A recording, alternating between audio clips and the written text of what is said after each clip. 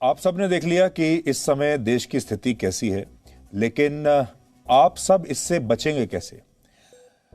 आप मास्क लगाकर रखेंगे, हाथ धोते रहें, सोशल डिस्टेंसिंग का पालन करें, अपने घर में ही रहें, ये सब तो आपको करना ही है। लेकिन इसका परमानेंट इलाज क्या है?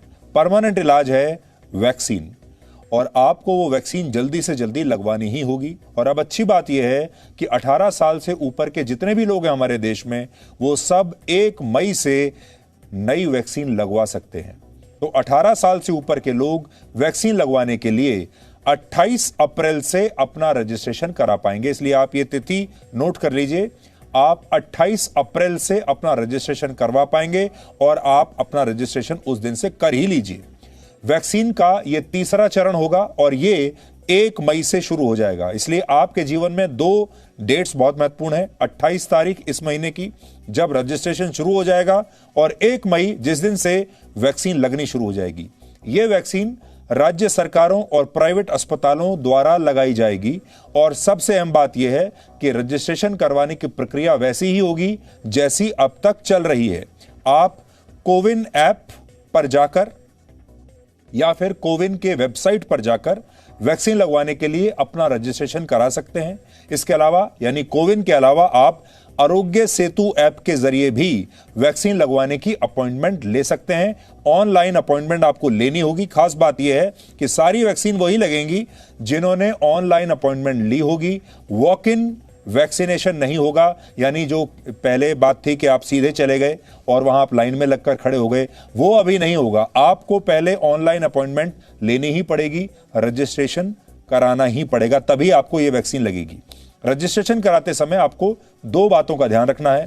पहला, आपको ऑनलाइन एक फॉर्म भरना होगा जिसमें आपको अपना पता लिखना होगा, नाम लिखना होगा, उम्र बतानी होगी। इसके अलावा कोई भी फोटो आईडी आपको अपनी अपलोड करनी होगी। जब आप वैक्सीन लगवाने के लिए जाएंगे वैक्सीनेशन सेंटर पर, तब वही आईडी कार्ड आपको वैक्सीनेशन सेंटर पर भी दिखाना होगा जो आपने अपलोड किया होगा।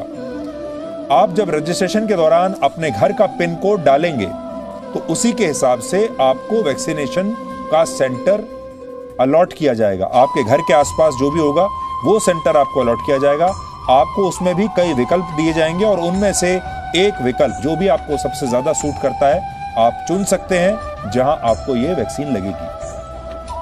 अब आपको बताते हैं कि इस वैक्सीन का कितना पैसा आपको देना होगा, खर्च कितना आएगा। तो अभी फिलहाल राज्य सरकारों की तरफ से और प्राइवेट अस्पतालों की तरफ से भी इसकी कोई कीमत तय नहीं की गई है। लेकिन सीरम इंस्टीट्यूट ऑफ इंडिया, जो कि कोविशील्ड का निर्माता है, जिसने कोविशील्ड वैक्सीन बनाई है, उसने ये कहा है कि वो 1 डोज राज्य सरकारों को 400 रुपए में दी जाएगी। राज्य सरकार जब खरीदेंगी तो कोविशील्ड की 1 डोज उन्हें 400 रुपए में मिलेगी और प्राइवेट अस्पतालों को 600 रुपए में दी जाएगी। तो इसके 2 रेट हैं, एक 400 रुपए जो राज्य सरकारों के लिए है और 600 रुपए जो प्राइवेट अस्पतालों के लिए है 1 डोज का।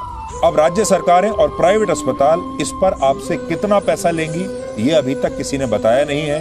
हो सकता है कुछ राज्य सरकारें आपको इस पर सब्सिडी दें, और हो सकता है कि जो प्राइवेट अस्पताल हैं वो इसके ऊपर भी अपना भी उसमें मार्जिन रखेंगे, क्योंकि वो जब आपको वैक्सीन देंगे उसके लिए इंतजाम करेंगे, डॉक्टर्स लाएंगे, स्टाफ लाएंगे, तो उसमें भी खर्चा होगा।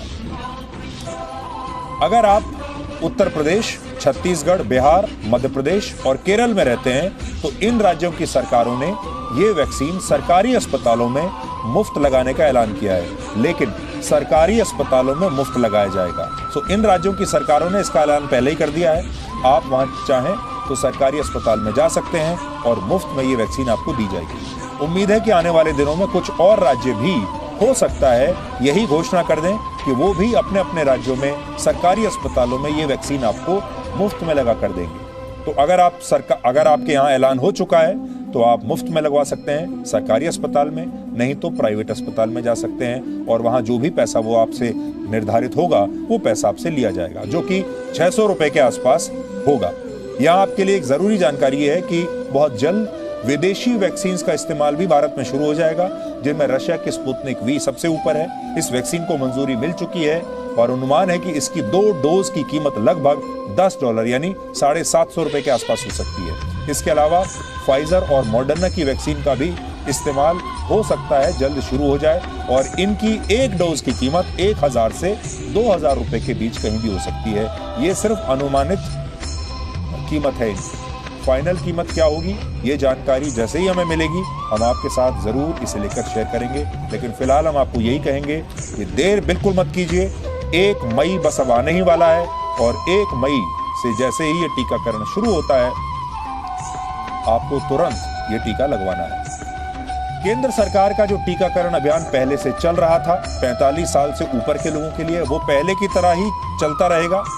और जैसे 45 साल से ऊपर के लोग पहले टीका लगवा रहे थे, प्राइवेट अस्पताल में जा रहे थे तो 250 रुपए दे रहे थे और सरकारी में उन्हें मुफ्त लग रहा था, वो चलता रहेगा।